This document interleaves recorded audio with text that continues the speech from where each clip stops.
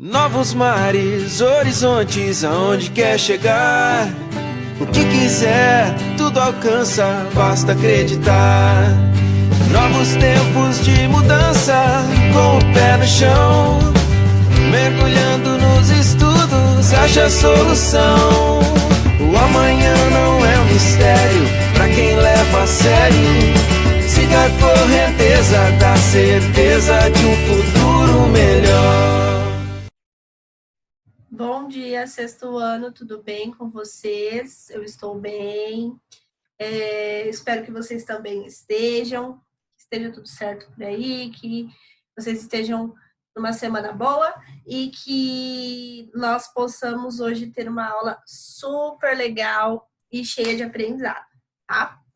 Como eu havia combinado com vocês na aula passada, nós iremos começar essa aula corrigindo o exercício do AN e do AN. Só que tem um porém. O exercício 1 que eu passei lá, ele tinha duas coisinhas para serem feitas, né? Tinha a tabela para ser preenchida e as frases a serem feitas, né? Só que as frases a serem feitas eu não tenho como corrigir aqui, né? Se você ficou com alguma dúvida, me manda lá no WhatsApp que a gente vê se está certinho ou não. Porque não tem como eu falar se só a minha frase está certa ou só a de vocês estão certa. O que vocês tinham que fazer, de fato, nas frases, era fazer a concordância. Tinha que estar tudo no plural, tudo no passado, ou no futuro do pretérito, ou no futuro do presente. E elas deviam estar todas na terceira pessoa do plural, né? Igual a gente tinha combinado na aula. Igual aqueles exemplinhos que eu deixei com as atividades, tá? E aí, tinha a tabela. E aí, vocês talvez me perguntem o porquê da tabela está... Eu vou mostrar a tabela para vocês. Eu vou mostrar a tabela para vocês. E ela vai estar um pouco igual. Um pouco não, ela está toda igual. E aí vocês vão perguntar, mas professora, por que está tudo igual? Então, tá tudo igual porque era justamente isso que eu queria. Fazer com que vocês escrevessem as frases usando a concordância, né, dela toda, mas que vocês também fizessem essa tabela para perceber que o uso do an e do ão, ele sempre vai ser muito parecido, só vai mudar lá o tempo do verbo, né?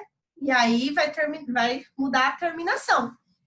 E aí o que isso faz? Isso faz com que vocês fixem o conteúdo. Então, a tabela do exercício 1, ela deveria estar assim, ó. O verbo que eu dei, né?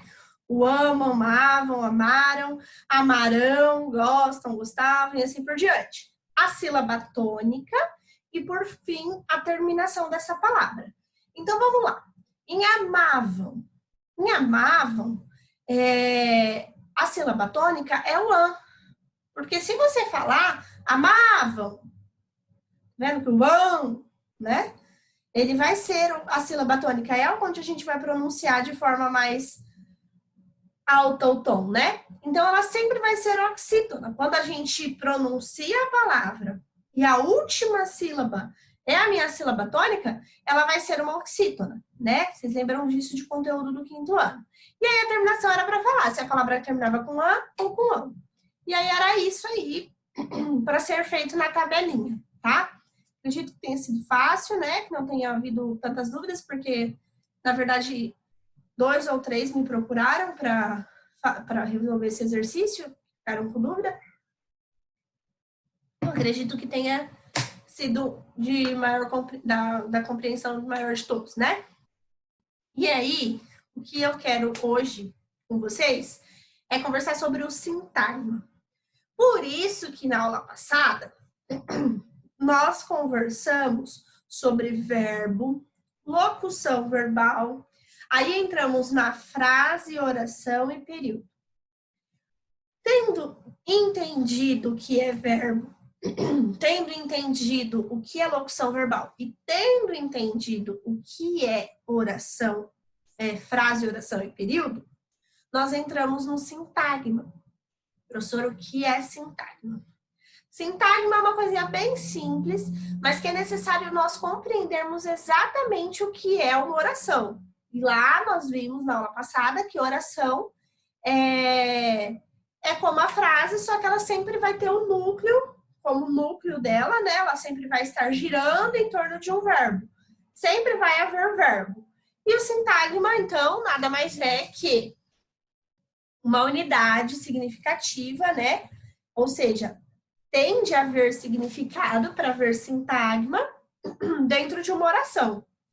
E aí, em cada sintagma, existe uma palavra principal. Então, a gente pode ter 2, 3, 4 sintagmas em uma oração.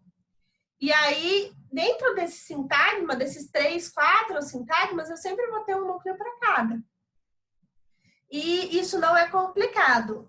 Nós só precisamos, então, perceber as palavras que eu tenho dentro da oração, certo? Então, o núcleo do sintagma, ela sempre vai ser uma palavra que tem uma relevância maior do que as outras. Então, como assim? É uma palavra que ela vai dar o significado geral daquilo, né? Ela não vai estar uma palavra solta, não é uma coisa que, se eu tirar, vai perder o sentido. Se eu tirar aquela palavra e perder total o sentido da oração, realmente aquela frase, aquela oração, ela não vai ter, aquele sintagma é o núcleo do sintagma, porque se eu tiro o sintagma, o núcleo, né, do sintagma, e aí ele deixa de fazer total efeito ali na oração, então eu sei qual é o meu sintagma. Então, tendo em vista que cada sintagma dentro de uma oração é um significado, é alguma coisa, e cada sintagma tem um núcleo, vamos observar esse primeiro exemplo. O exemplo 1 que eu trouxe é uma oração que fala: o aluno leu bastante, só. Aqui eu tenho 2 sintagmas. Só que a gente precisa observar essa oração, né? Então, ó, as palavrinhas aí que eu destaquei: o aluno e o leu, né? O e o bastante não são do sintagma. Por quê? Se eu tiro o aluno, faz sentido o primeiro sintagma? O leu bastante? Quem leu? Então, a primeira coisa que eu tenho que procurar na oração é o verbo. E aqui o meu verbo é o leu. E aí eu vou perguntar: quem leu? O aluno, certo? Só que se eu colocasse assim: aluno leu bastante, teria sentido ainda. Ficaria uma frase meio feia e não na norma padrão do português, mas ainda faria sentido. Quem leu foi o aluno, né? Então, o ele não faz parte do núcleo. O que está mais importante no primeiro sintagma é o aluno. Agora, se eu falasse o aluno bastante, também não teria sentido, né? Se eu tirasse o leu. Então, o segundo sintagma, o núcleo, é o leu. E o primeiro sintagma, o núcleo, é o aluno. Certo? Então, aqui eu coloquei, ó. Caso retirássemos os núcleos dessa oração, então nos restariam apenas o e o bastante. E assim, a oração iria perder completamente a sua significação. Não ia ter significado, não ia ter sentido para mim que estou lendo essa oração, certo? E aí, se eu colocasse também só aluno leu, teria sentido. Então, os núcleos, eles são importantes, por quê? Porque eles que dão a significação inteira da oração. Então, eu sempre vou ter dentro do sintagma um núcleo, né? Ele pode ser formado por mais núcleos. Uma oração, eu só trouxe aqui esse primeiro exemplo com 2 núcleos, mas eles podem ter mais núcleos.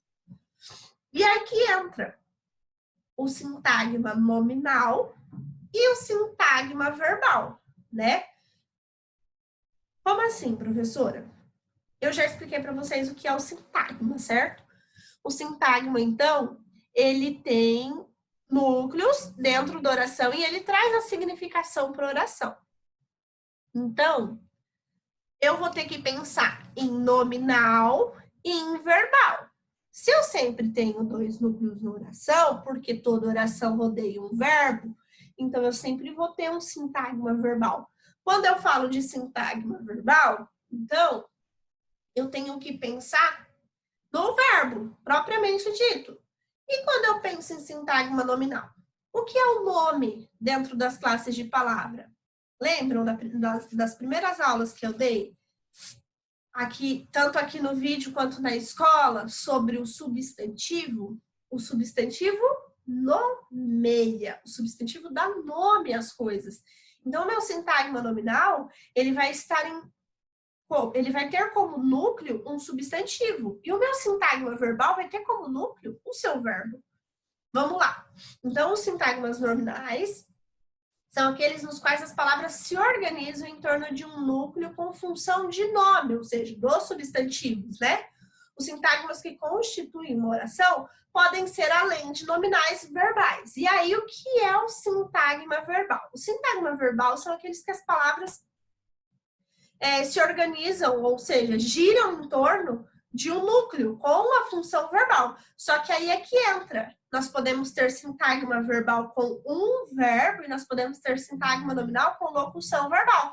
Quem lembra? Locução verbal são 2 verbos. O primeiro verbo é o auxiliar e o segundo verbo é o principal. Quando eu estiver com esses 2 verbos falando de uma única coisa, tenho locução verbal. Tenho locução verbal dentro da oração? Continua sendo meu sintagma verbal, ok? Então, que fique claro. Por isso que eu posso ter mais de 2 sintagmas dentro de uma única oração. Porque eu posso ter mais de um substantivo dentro do verbo, ou dentro da oração. E eu posso ter um verbo do lado do outro, formando uma locução verbal dentro da oração. Então, se eu tiver 2 substantivos, então eu vou ter sintagma 1, colocar o substantivo 1 como núcleo. Sintagma 2, aí eu coloco o verbo. Aí, sintagma 3, aí eu coloco o segundo substantivo. Conseguem entender, então? E quando eu falo de sintagma, eu falo de significação, é o que dá significado à oração. Só a gente pegar ali, ó, o sintagma, né? A palavra sintagma, e pegar só o si e lembrar de significado, a gente vai conseguir sempre se lembrar o que isso significa, que é a significação dentro da oração. E nominal de nome, que é o substantivo, e verbal de verbo, que é ou locução verbal, que são 2 verbos, um do ladinho do outro. Beleza? Então, vamos aqui para o exemplo, onde eu trouxe o sintagma 1 e sintagma 2. Aqui, eu tenho um sintagma do aluno. Então, aluno é o meu núcleo do sintagma nominal. Por quê? Aluno é substantivo, lembra?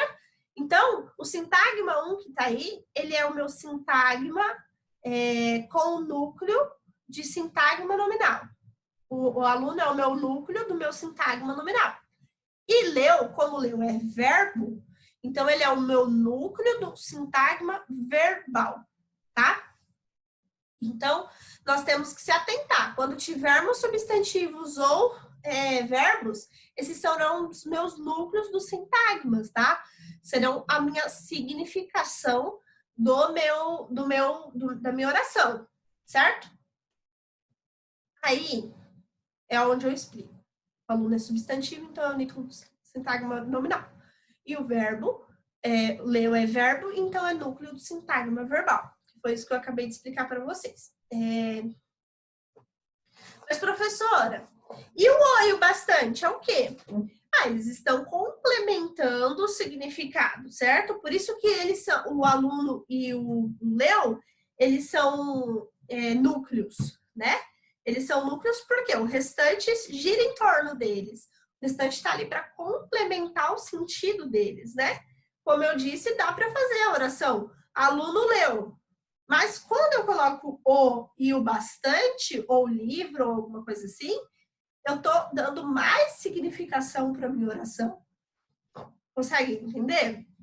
Então, vamos lá. Aí eu trouxe um segundo exemplo para que nós possamos ver melhor ainda o sintagma nominal e verbal. Aqui, nós vamos ter 3 sintagmas. Prestem bastante atenção. Então, os alunos do 6º ano estão estudando em casa. Primeira coisa, peguem aí o caderno de vocês, copiem essa frase. Os alunos do 6º ano estão estudando em casa. Vou dar um tempinho, vou dar 2 minutinhos aí para vocês escreverem essa oração. Só copiem a oração, tá? Os alunos do 6º ano estão estudando em casa.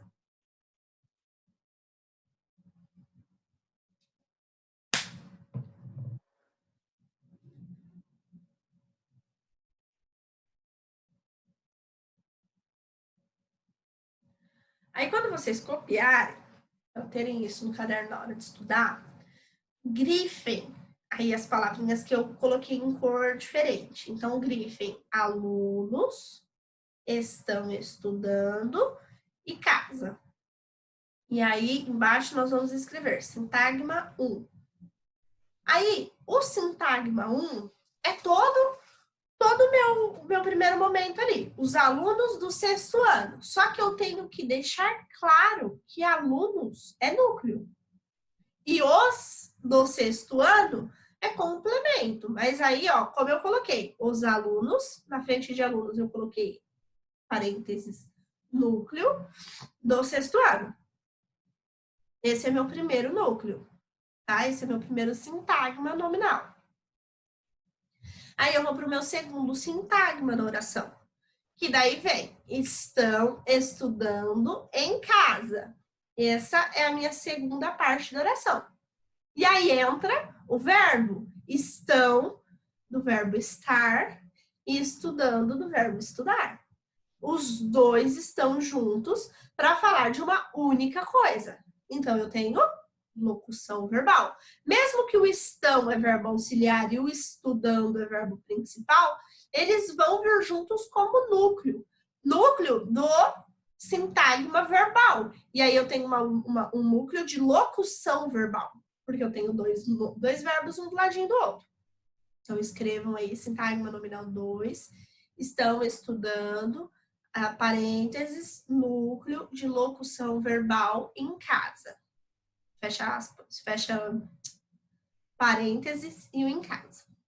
Só que o em casa, ele ainda é o terceiro sintagma, porque casa é substantivo. Então, eu preciso abrir o meu terceiro sintagma, porque eu tenho outro núcleo. Eu tenho outro núcleo de outro sintagma nominal, que é o em casa. Justamente porque casa é substantivo, tá? Então, coloquem aí, sintagma 3. Em casa, parêntese, núcleo, fecha parêntese. Para mostrar que casa é o núcleo do sintagma 3, ok? Aí, vamos para o próximo exemplo. Esse próximo exemplo, eu peguei aqui da página 65 da apostila de vocês, ó. Aqui embaixo tem um conceituando, a gente viu esse conceituando na aula passada, e agora nós estamos fazendo a nossa aula em torno do conceituando aqui de baixo, tá? E aí, ele traz essa oração. Uma folha de papel estava em cima da mesa, tá? Aí, o que eu penso? Quantos sintagmas eu tenho? Eu vou pensar quantas palavras eu tenho. Então, folha. Folha é núcleo, porque a folha é o principal. Quem estava em cima da mesa? A folha. Então, a folha é o principal. E aí, estava, do verbo estar, verbo. Então, também grifo lá o estava. Em cima da mesa. Mesa, substantivo. Núcleo de um sintagma nominal. Então, eu vou colocar lá, sintagma 1, sintagma 2 e sintagma 3, né? Uma folha de papel é um sintagma. Só que o que é mais importante dentro desse sintagma? Qual é a minha maior significação dentro desse sintagma? É a folha. Então, eu vou colocar antes da folha, núcleo, entre parênteses, tá? Para especificar quem é o meu sintagma. E aí, quem é a maior parte de significação do meu sintagma, desculpa. E aí, o sintagma 2 vem o verbo. Então, é um sintagma verbal, certo? E aí, o estava do verbo estar é o meu núcleo. Por quê? Ele é o mais importante, ele é o meu verbo. É a partir dele todo que eu faço a minha oração. Porque só tem uma oração por causa do verbo. Então, ele com certeza vai ser núcleo, certo? Então, em cima da mesa, ele é só um complemento. Estava onde? Em cima da mesa. Eu sempre vou fazer perguntas para o meu verbo. Vocês percebem? Que eu pergunto quem, o que, aonde, por quê. Ó, quem estava em cima da mesa? Uma folha de papel. O que? A folha estava onde? Em cima da mesa. Eu sempre consigo fazer perguntas para o meu verbo. E aí, então, o meu verbo é o meu núcleo do meu sintagma verbal. Então, meu sintagma 2 tem como núcleo estava, certo? Mas aí fica esse restantezinho com o último substantivo, que é mesa. E aí eu parto para os meus sintagma 3, em cima da mesa. E aí eu especifico que mesa é o meu último substantivo dessa oração. Então, eu coloco ele entre parênteses, certo? E aí, por último, e não menos importante, eu resolvi fazer, que eu vou deixar a tarefa, eu resolvi fazer a atividade 7 da página 67 com vocês. Eu vou fazer só a letra A, e aí vocês vão ter que fazer o resto. Eu vou explicar usando a letra A como a gente faz em sala. Eu sempre pego a letra A do exercício, explico, né? E aí vocês conseguem fazer os outros, beleza? Então, a letra A, a atividade 7 fala assim, ó. Identifique sintagmas nominais e verbais nas orações destacadas no apólogo, ou seja, aqui, né? O A, o B, o C, o D, o E. Aí, o A vem falando assim, a frase, a oração ali fala assim, reclamou furiosa a folha de papel para tinta. Tá, primeira coisa que eu vou pensar então, quando eu estiver fazendo a minha atividade 7, é em achar os substantivos e os verbos na minha oração. Então, qual é a primeira palavrinha ali? Reclamou. Reclamou, verbo. Então, eu já grifo ali. Reclamou. Furiosa. Furiosa não é. Furiosa é adjetivo. Nós estamos pensando em um substantivo e verbo. A folha de papel para tinta. Folha. Folha é importante, porque folha é substantivo. De papel para tinta. Tinta, substantivo. Professora, papel é substantivo. Ela não entra no meu sintagma? Amor, ela não entra. Por quê? Ela não é tão importante, ela não é uma informação tão significativa quanto a folha, certo? Então, eu vou pensar que reclamou, folha e tinta são as minhas informações principais, são o que mais dão significado na minha oração. Então, eu vou lá, vou colocar lá de respostinha, ó. Tanto que a atividade da A tem três linhas. Então, na primeira linha, eu vou colocar sintagma verbal, respondi. Reclamou, núcleo, para tinta. Beleza? Por quê? Reclamou o quê? Quem? Reclamou para quem? Para tinta. E aí, sintagma nominal, a folha de papel. Quem reclamou? A folha de papel, né? Então, eu vou especificar que folha é o meu núcleo, mas é a folha de papel. Não é qualquer folha, é a folha de papel. E aí, sintagma nominal 2, para a tinta. Ela reclamou, furiosa. Quem? A folha de papel. Reclamou para quem? Para a tinta, certo? Então, para tinta é o meu segundo sintagma nominal e tinta é o meu núcleo, tá? É o meu núcleo aí desse sintagma 2. É o que mais me dá significação dentro desse sintagma. Então, meus amores, era isso. Eu espero que tenha ficado certinho aí para vocês. Caso vocês fiquem com dúvida, por favor, me procurem para que a gente grave aulas para dar mais exemplos, explicar melhor, fazer da melhor forma para vocês, tá? Mas precisam me falar se estão entendendo ou não. Hoje eu vou deixar para casa, como eu já expliquei todo o conteúdo desse ladinho aqui, então eu quero deixar para casa para vocês lerem aqui, ó, na página 63 tem um textinho aqui que se chama O Papel e a Tinta. Então, vocês vão ler esse texto, vão responder a pergunta 1, tá? Que é um quadrinho, né? como nós fizemos bastante quadrinhos, eu acho que vocês estão craques em responder esses quadrinhos. E aí vou responder a 2, a 3, a 4, a 5, a 6 e a 7. Então, ficou 7 exercícios para casa, tá?